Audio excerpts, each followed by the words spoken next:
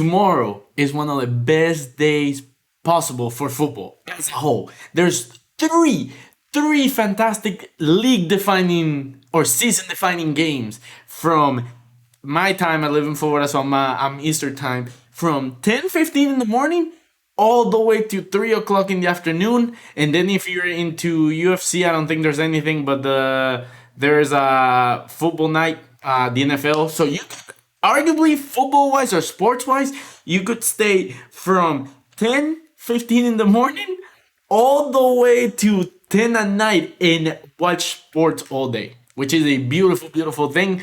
I'm not gonna speak about NFL because at the end of the day, I'm knowledgeable, but I'm not knowledgeable enough to give you my opinion about things. But the sport that I love, football, soccer, there's three fantastic games. So let's talk all about them. I'm gonna leave the one that you guys know I know the most at the end, which is El Clasico.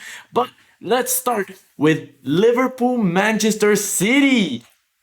That's the middle game if you didn't know. The third one is PSG versus Marseille, Classique de la France. That one I will give my opinion. Let me bring up FUTBOL real quick. Let me bring up FUTBOL. FUTBOL. Let's go. Let me bring up FUTBOL right here. And by the way, these POS was charged for, you can see right here, I cannot say it, but he was fully charged already, so that's a good thing. People that did those awful things should get punished, and he will. Let's see, but this is the lineup that we're talking about. This is probable lineup, but overall, just by current form, the people that I didn't know Trent was out. Okay, Matip is out. Arthur, who just signed there, is out. Okay. Current team form, as we can see here, City's just dominating versus Rangers. Liverpool winning 7-1. This is irrelevant, really. I thought Rangers was going to be able to tie, but like this is irrelevant just because Liverpool just did a statement win against, the second place in the Scottish division. Meanwhile, losing against Arsenal, winning against Rangers, tying again Brighton, and barely scrapping a 2-1 lead against Ajax when Napoli's just going crazy, and then City's just on a different form right now. And this man right here, Haaland, 8.5 rated, 15 goals, 3 assists, and 9 matches played. That's just insane. Overall, I'll be honest, and Liverpool fans, you might not wanna watch this game. I'll be honest. Because the way that City's playing, I wouldn't be surprised if it's a 4-0 win. I say it from the bottom of my heart. I would not be surprised if City this season, like this is like their statement win, or like their statement win game, that they're gonna be like, hey, we're here. Like Haaland is here. Like the team that you saw last season, we only needed one striker, and what we went ahead and bought a elite, probably the best striker for the next 10 years, and we added it to the team that already was creating chances galore. I apologize. Okay. But at the same time, Firmino has picked up form in the last couple days. So overall, what is going to be my prediction? 4-0 City, 2 goals by Haaland, 1 goal probably by Foden, and let's say Ruben Diaz gets the 4th one. Then the most crucial man in the Liverpool side is going to be Salah. Depends how dangerous he is.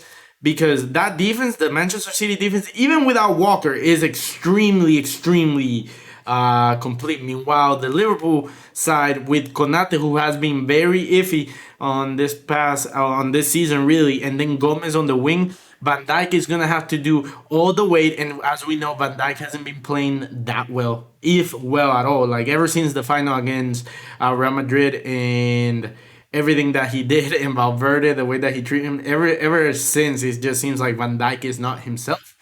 And I feel Alisson is going to have to do a lot to keep them afloat. Of course, it's at home, it's at Anfield, so that might play a role. But again, at the same time, City went to, if I'm correct, it was at Old Trafford. Or was it at home? Oh no, it was at home. It was at the Etihad. But even then, I feel like no matter what, that's going to be insane. Let's move to the next game.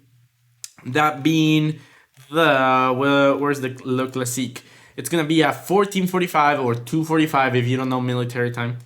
And while this loads up, it's gonna be the Neymar, Mbappe, and Messi show. I thought Messi was injured. Oh, and Ramos got the red card. Things don't change, I guess. But when we come down here, these three, this will be the perfect way to say like, hey, we're fully back and we're working together. Meanwhile, Marseille, they've been playing well. I think in the Champions League, let's see. I think in the Champions League, they're supposed to go through. Where's the table? Where's the table for that specific group? Oh, right here, Group D, full table. So at the moment, Marseille already beat the Sporting team twice, and at this point, as long as they win or tie one of the next couple of games, they have the head-to-head. And as long as Frankfurt doesn't randomly pick up form, so they should be going through. And they're playing well, and this is like a statement win as well.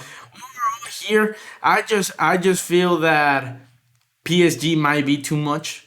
Honestly, like PSG, for as much as people want to say like the Liga is a farmers league and everything, and that they're playing against farmers. No, they're not. Look at the table.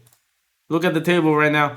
First place is PSG with 26 points. Lorient is 26. Lens is 24. Marseille is 23. The top three is divided by less than or by 3 points, by one game. And whoever wins this game could settle Paris Saint-Germain back a couple games. So overall, if I'm honest, I think PSG is gonna win. I'm pretty sure they're gonna win. By how much, I don't know, because it is a Parc des Princes, which is the Paris Saint-Germain stadium.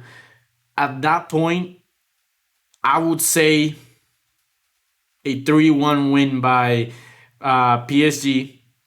The goal by Marseille is probably going to be Sanchez or Tavares, one of the two. And I think it's going to be a Messi. Actually, I'm going to say a Neymar masterclass. An assist by Messi and probably 2 goals by Mbappe. Because Mbappe has been dry right now. I'm pretty sure he hasn't scored in the last couple games. Let's see. He scored against Benfica 4 days ago. But then he hasn't scored in the league since October 1st. And he only played 31 minutes on that game.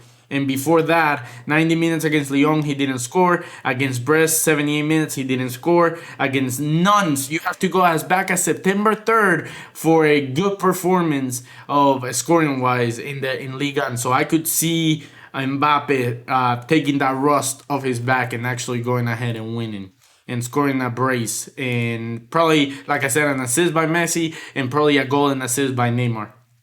All right, and let's see the final. Wait, what was that? Juventus, Torino. Okay, cool.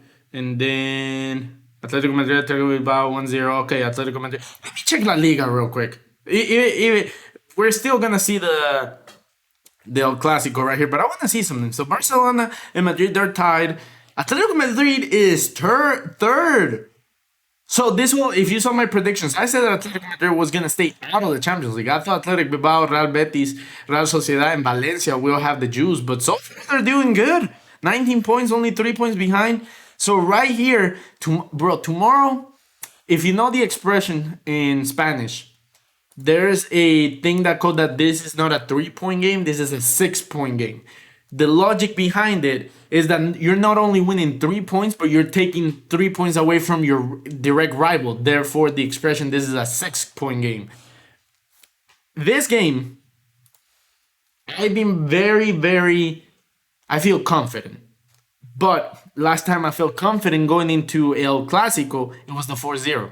If you didn't know, I went to Spain. I stayed in Madrid. I saw the PSG Real Madrid 3-1 game. I went to Milan. I saw a Milan game against like a bottom tier or a bottom table team. And then I came back to Madrid and saw the El Clasico. I made a prediction. It went viral. I had like 300,000 views on it. Me, my friend, and my roommate, we all were saying like, oh, Madrid is going to win 3-1, 4-2, 3-2, blah, blah, blah. Just because at the time, Barcelona was absolute rubbish. They weren't doing anything. They were in the Europa League at the time. Meanwhile, we were already playing against PSG. We have our chest high. We're winning. It doesn't make sense. Here, I feel confident. Again, because we're playing perfect. Like right now, we haven't lost a single game this season. Meanwhile, they have against Inter, which gives us a lot of things.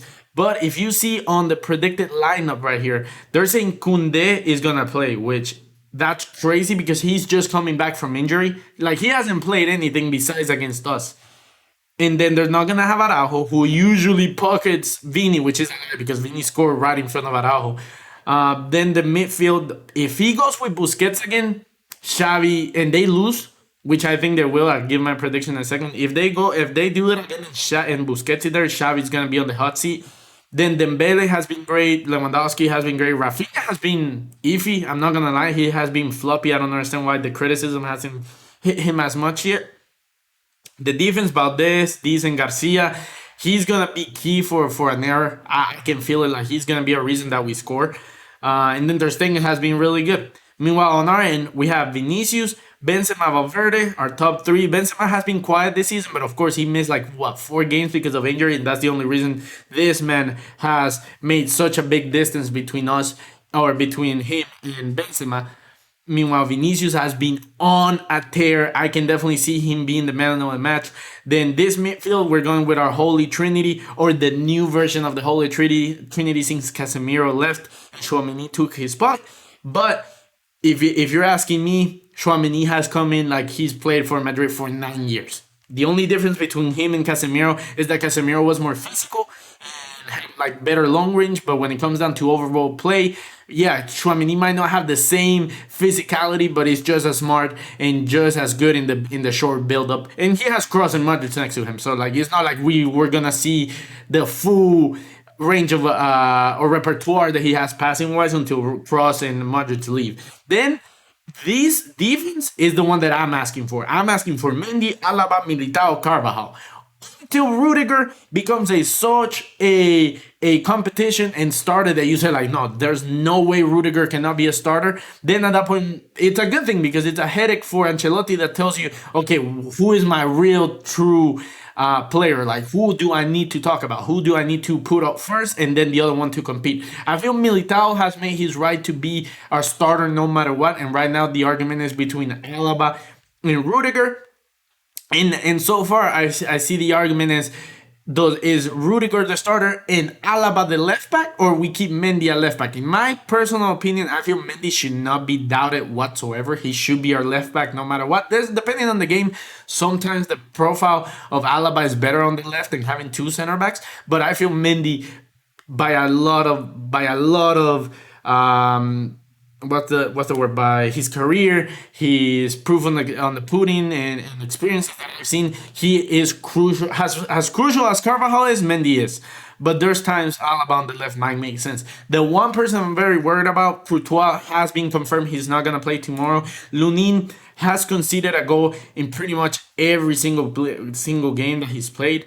Not because I think what's the word? Oh, we won just 1-0 against Getafe. That's great. I didn't remember that. But if you see, we considered 1 goal against Shakhtar. We didn't concede against Getafe. We considered 1 against Shakhtar again. We considered 1 against Osasuna. We considered 1 against Atletico, even though he didn't play. But as you can see, everything he plays, he concedes a goal. But I don't think it's his fault because every time he gets scored on, it's a freaking banger. It's a crazy goal that somehow goes in. So I don't fault him. But overall, if I'm honest, looking at the teams, looking for what I've seen, looking at the way that Barcelona plays against Inter and the way that we have played, yes, Barcelona might dominate a little bit more tomorrow just because they're more used to having the ball. Meanwhile, Madrid just gives it out. They feel comfortable in any way by the other team having the ball or Madrid just having the ball and playing the chances. So Barcelona tomorrow, they're probably going to go for keeping the ball, trying to create chances for Lewandowski and everything. If Ancelotti saw the game against Inter and got anything out of it, you have to make sure that Lewandowski doesn't get the service that he needs, because against Inter, Lewandowski had maybe 2 clear chances and one of them he shot and he wasn't able to hit it properly, so he just rolled to Onana.